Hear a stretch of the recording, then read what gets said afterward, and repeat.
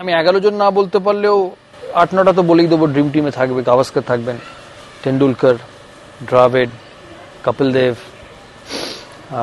Wicket keeper হিসেবে Dhoni, wicket keeper batsman Dhoni, Anil Kumble,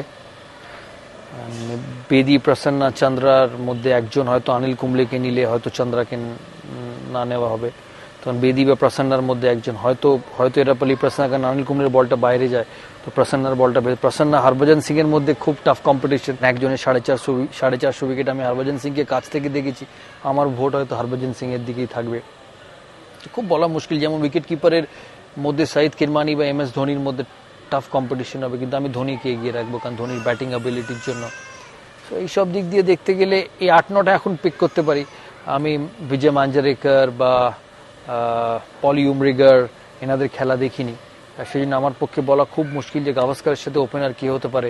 আমাকে যদি বলো আমি তাহলে বলবো বীরেন্দর সেহবাগ, কারণ 50 অ্যাভারেজ তার টেস্টে, 8,500-এর ওপর বেশি রান। ওয়ানডে টিম হলে তো আমি ডেফিনেটলি MS ধোনিকে ক্যাপ্টেন বাঁচবো, কারণ আমি মনে করি ওর one day record as a captain is phenomenal.